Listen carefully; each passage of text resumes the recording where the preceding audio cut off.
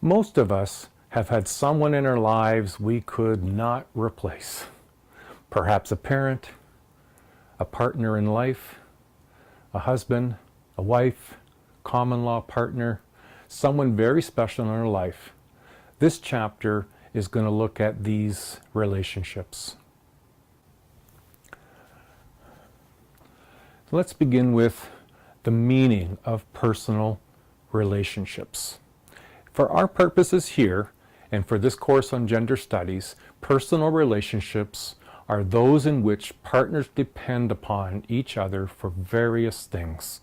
They range from material assistance to affection. Partners regard each other as unique individuals who cannot be replaced. For the many relationships that we form, only a very few become really personal.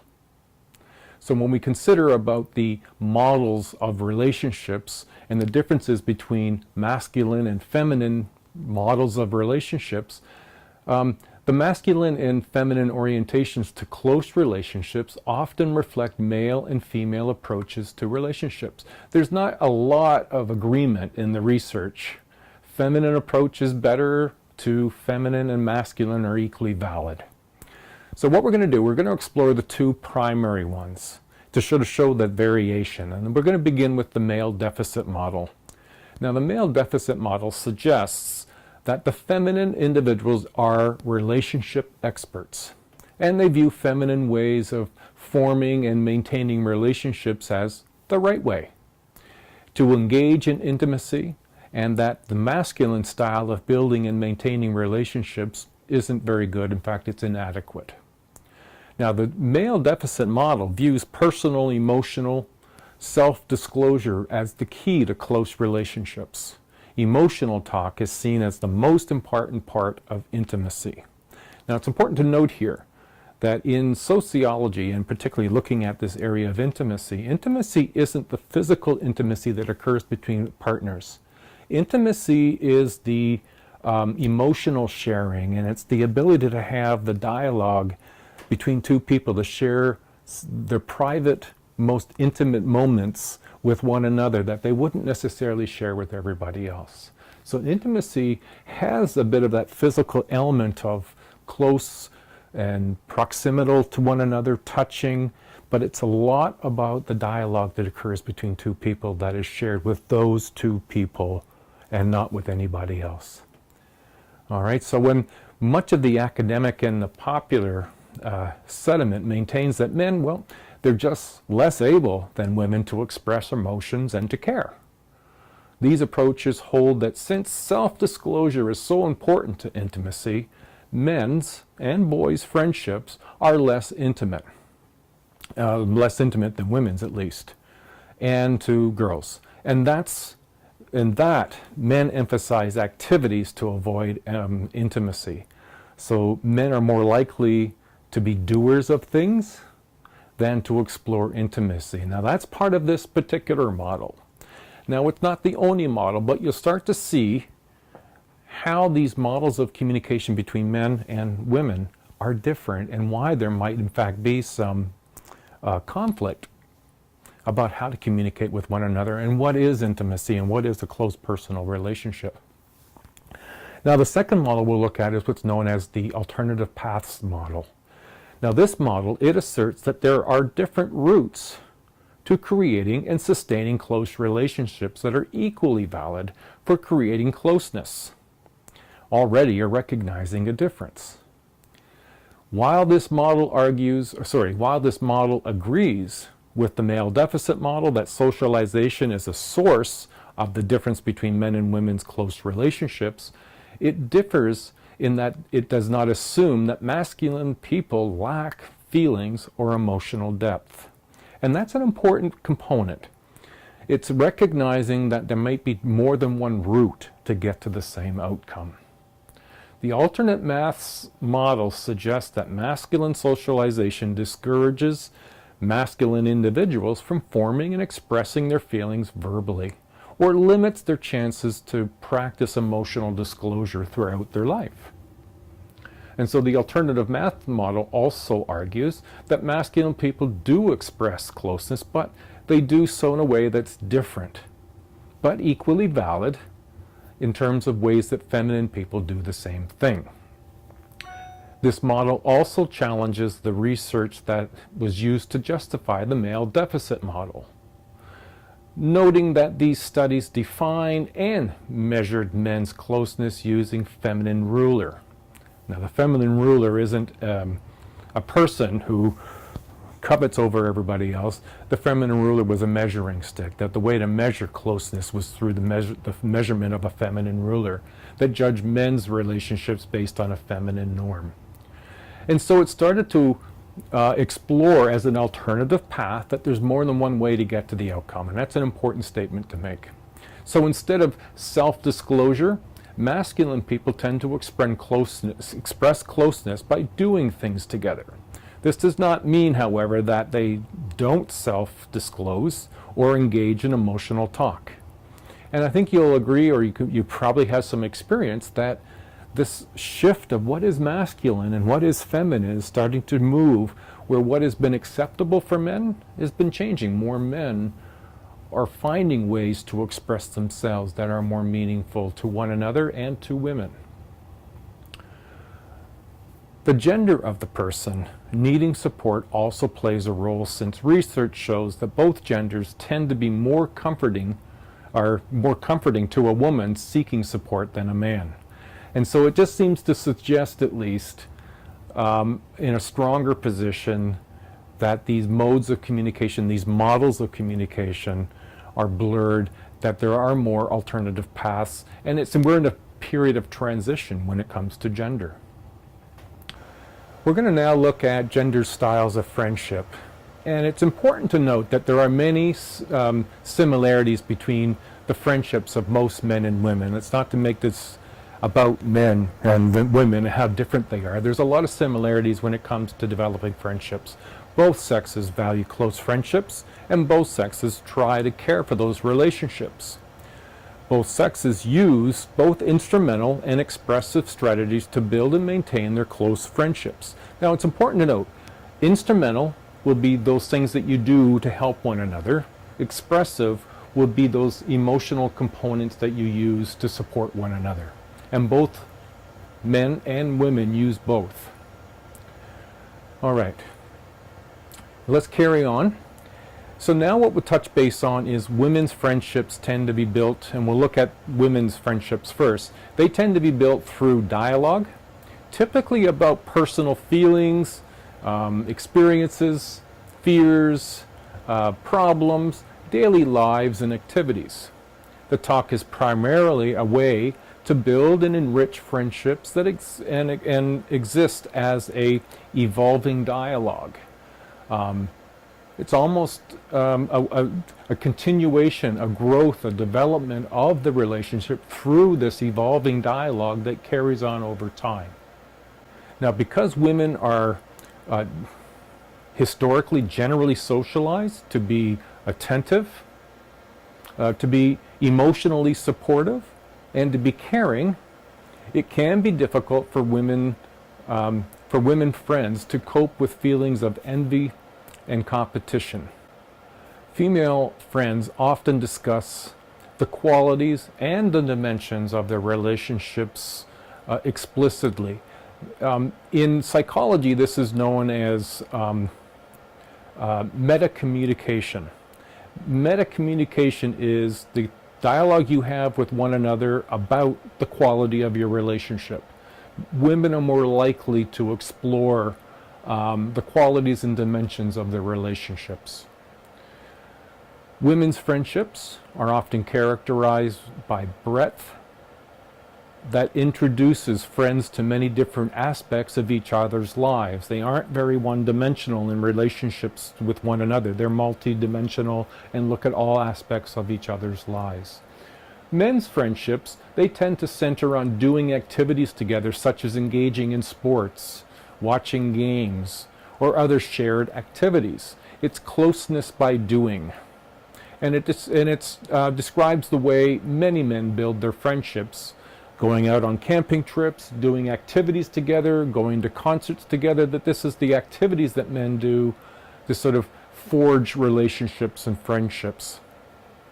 Many men perceive talking as one way rather than the only or the best way to build friendships.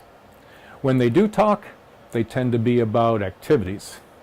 Men tend to seek companions rather than confidants in their friendships.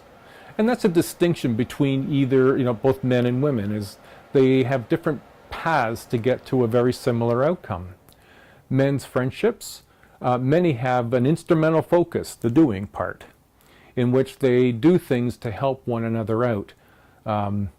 This is, if a guy has to make a move, he calls his friends to come over and help him make a move. That's a way of showing the support for somebody by going and helping them move.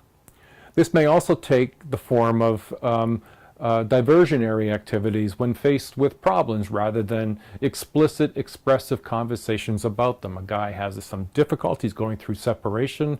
He might go to a ball game with his buddies. This sort of bonding and sort of engagement with one another is an alternative way, a diversionary activity, alternative way to deal with that problem rather than talking explicitly and expressively about that problem.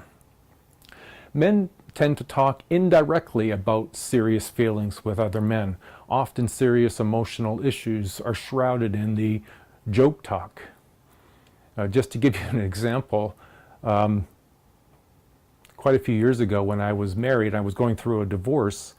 I was sitting with my guy friends. We had just finished playing a baseball game. We were in the garage of a guy's place out in Walkerton. And for some reason, I started to talk about it. And then there was this momentarily, we'll call it a pregnant pause, where everyone stopped and we looked at one another and we thought, oh my God, here we are, a bunch of guys having beer after a baseball game. And here we are talking about a guy's feelings about his divorce. That quickly changed into some joking, some dialogue about the baseball game. There was an awareness that this wasn't something we normally do. It wasn't that it was bad, it was just not something we normally do in this environment. And so you can recognize that there are times when you catch yourself not doing what has been socialized to do. And I think it's an example of where this transition in gender and what dialogues can be like for both men and women is changing. So men's relationships may involve covert intimacy. Now, when we talk about covert intimacy, this is where the affection is signaled through teasing, friendly competition, playful punches as a means of demonstrating caring. So it's an important note. This isn't not caring and not expressing, it's doing it as an alternative path to the way that women might do it. Men's friendships tend to be narrower in scope than women's friendships, with the different friends for various spheres of interests. Men might have 10 different friends, of which with each one there's a certain interest that is expressed and followed, whereas women might express and follow those 10 interests with a smaller group of people.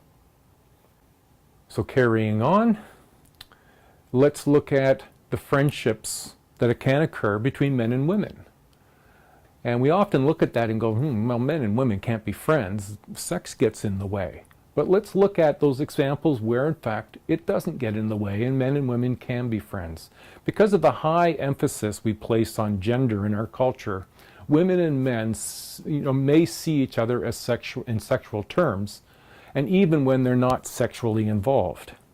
So for many women, the primary benefit of friendship with men is less emotionally intense relationship. They're looking at the friendship based on a shared interest, not on the emotional intimacy or intenseness of the relationship. Men report getting more emotional support and release of their friendship with women. Women also report getting more emotional support from their female friends. So both sexes report that their friendships with women are closer than they are with men. This may be why both sexes seek out their women friends in times of stress.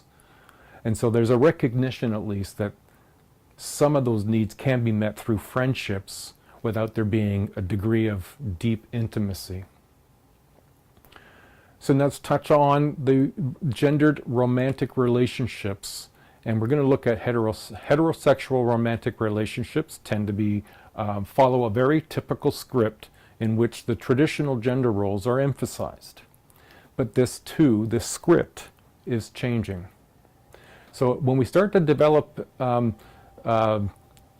in this heterosexual relationship, romantic intimacy, heterosexual men and women seek fairly traditional masculine and feminine partners, with men prioritizing physical attractiveness and sexiness, and women prioritizing status and success.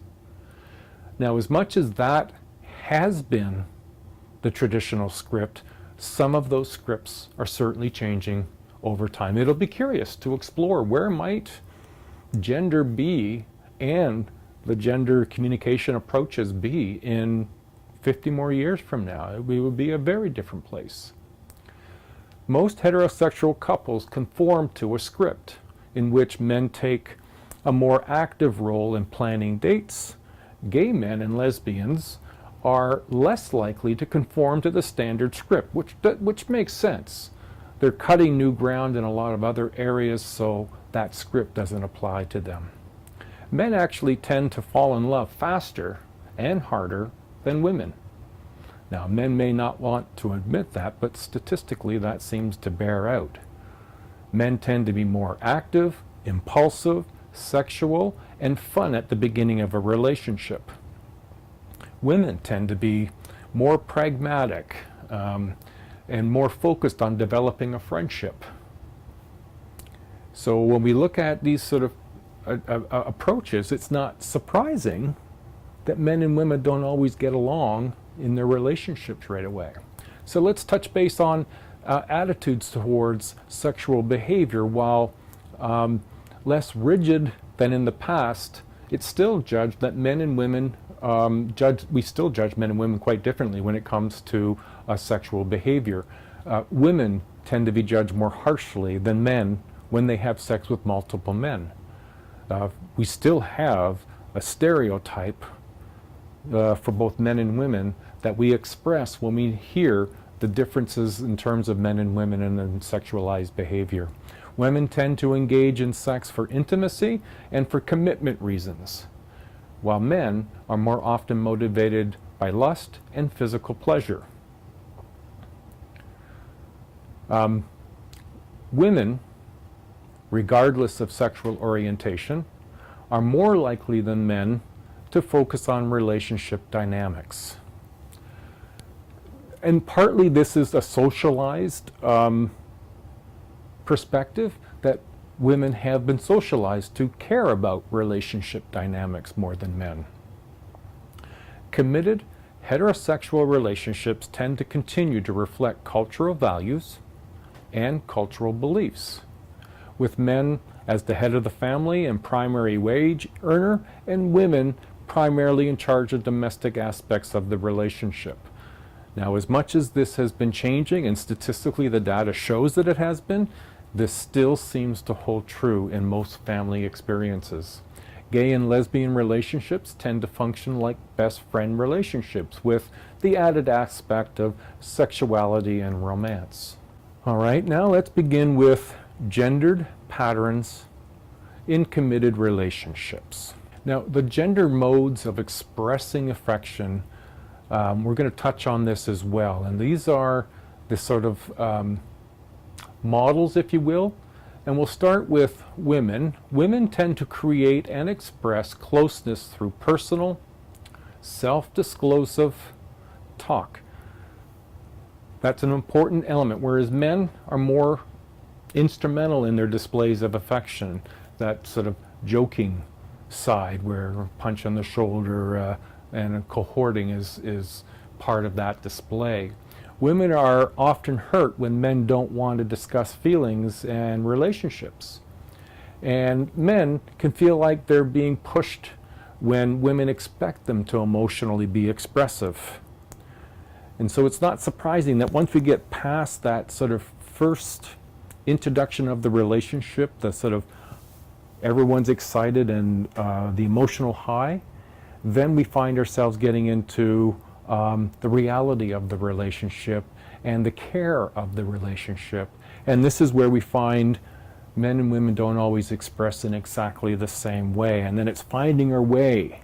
How will we as a couple share with one another?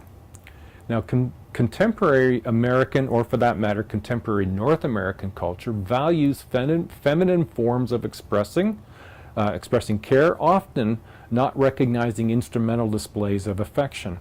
And this has long time been a part of the dialogue, that men could go about the house doing all these activities as a way of demonstrating care and love, and women are more interested in having that expressed in the more traditional way of tell me that you love me.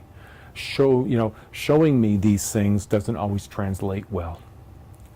Lesbian and gay couples, well, they have a similar expectation for modes of expressing care because of socialization into common gender norms, thus reducing some of the misunderstandings for the gay and lesbian couples. And so in spite of there being a more traditional foundation to expression, it hasn't all gone away. It is, and I've said this numerous times, it is changing over time. So we'll touch now on gendered preferences for autonomy and connection. Now, for a way of determining, autonomy is doing things in your own way. Connecting, of course, is doing things more together. Both masculine and feminine individuals desire personal freedom, and a feeling of interconnectedness is important. So a balance between being able to do things on your own and being connected to one another. Feminine individuals are socialized to focus on the relationship, generally are more comfortable with greater levels of connection. Masculine individuals, well, their socialization is towards independence, typically want greater autonomy. And so this sort of autonomy, connectedness dialogue becomes something that needs to be navigated as to what suits for each individual couple. Now, there's differences in the desire for autonomy and for the desire for connection can lead to problems in relationships when behaviors are interrupted, or are interpreted from differing perspectives.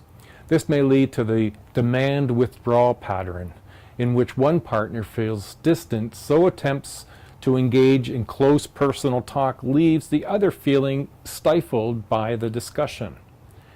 And this is part of the transitions from friendship into personal connection and personal relationship, is finding our way and weaving our way and exploring what works for each couple. More damaging than this demand withdrawal pattern, more damaging though, is the tendency to interpret each other's behavior according to gendered rules that don't apply to the other's behavior. Respect for the different needs of autonomy and connection is essential to a successful relationship, and that's paramount. I mean, in my role as having been a counselor in terms of many relationships, one of the most common reasons for people to come to a counselor is they've stopped communicating. And so part of it is know when to be quiet, know when to listen, and weave your way, find your way into the way that works for the two of you in that close personal relationship. So now let's look at the gendered responsibility for the relational health. How do the couple look after one another in this relationship?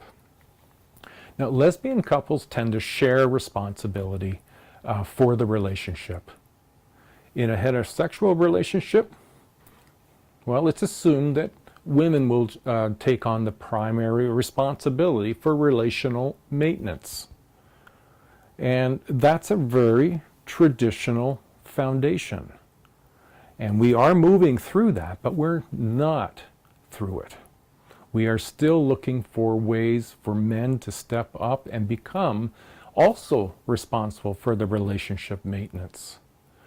And these are breaking out of traditional scripts. So the expectation for one's partner's responsibility in ensuring relational health can lead to problems. The greater satisfaction has been identified in relationships where the relationship maintenance is shared. And that just makes sense. But we will find that because relationship dynamics are historical and are moving into something more contemporary, gendered power and dynamics is an important aspect in relationships. So since historically the person who makes the most money in a heterosexual relationship has tended to be given the most power. Men have traditionally been the breadwinner, and the role has afforded them with greater power in many of the relationships.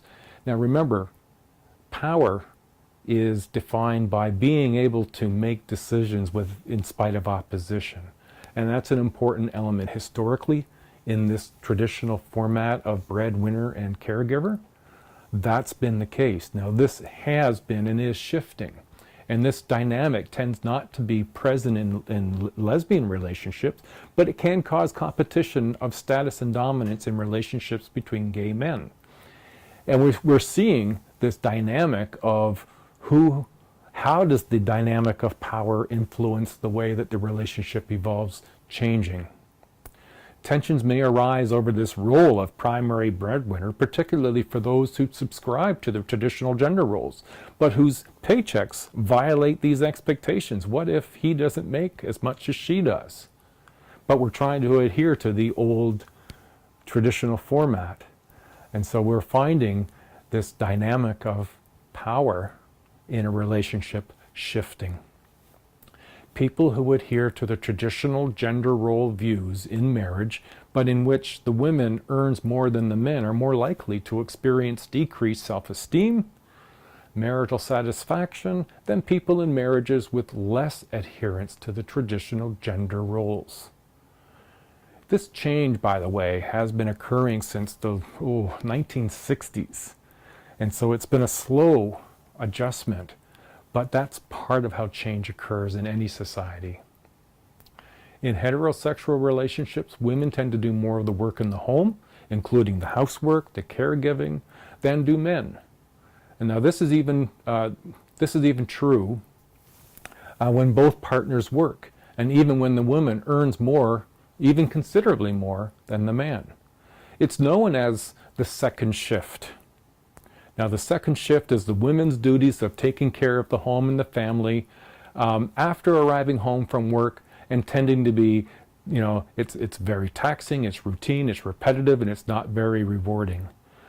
Now we're seeing statistically where this second shift, although still exists, we're seeing more men taking on more responsibility for the household responsibility, and that's changing, but it's still dramatically still in favor of women doing a second shift. Now the reasons why men and women engage in differing amounts of domestic labor are complex, and they include adherence to traditional gender ideology, a woman's access to relationship alternatives, and a desire for equality. Because many women consider becoming a mother to be a choice, they may assume they are responsible to meet all of the demands related to that choice. And so bringing children into the family has a big influence in terms of gender roles. Although men continue to do less domestic labor than women, men's participation in domestic sphere has increased considerably since the 1960s. But I think it's been long and slow. You can talk to your parents and your grandparents and find out about how that division of labor occurred then to see how it's different now. Now the psychological responsibility for planning and remembering things that need to be done increases the burden of the second shift duties. The psychological responsibilities of planning and organizing tend to still fall on the feminine role. Consequences of the second shift include stress, fatigue, illness, resentment. Now, heterosexual couples who share equally in running the home and raise the family are reporting to be more satisfied. When men, for lack of a better way of putting it, buy in more to those other responsibilities, they gain so much more than actually not being a part of those things. Another indicator of power dynamics is how couples manage conflict, and you can have a whole course on this, but we're just going to highlight a few points. Masculine individuals tend to use unilateral strategies to engage in and to avoid conflicts through strategies such as issuing ultimatums. You'll do it this way or we don't do it at all. Refusing to discuss issues, or to assert that the problem is being blown out of proportion. And that's the way that masculine individuals often will engage in problem solving in a relationship. Whereas feminine individuals tend to employ indirect strategies when they do engage in conflict, or they defer, or they compromise to reduce tension, oftentimes giving in, if you will. And this is falling into more traditional roles. Finding a new path takes trial and error and communication. Gendered power and power dynamics are also reflected in patterns of violence and abuse. Acts of violence tend to be inflicted most typically by men who have been socialized into masculine identities and cut across this component cuts across race, ethnicity, and class lines. Violent behavior is a product of gender, not of sex. One study reported that both male and female abusers tended to have masculine gendered orientations. Okay, what we've looked at is this element of close personal relationships and many of the different aspects that get included, and I've done a lot of emphasizing on how this is changing. It's been changing since the 60s, and it's going to continue to change. It'll be interesting to see where you take it in your close personal relationships. Carry on the good fight. Bye now.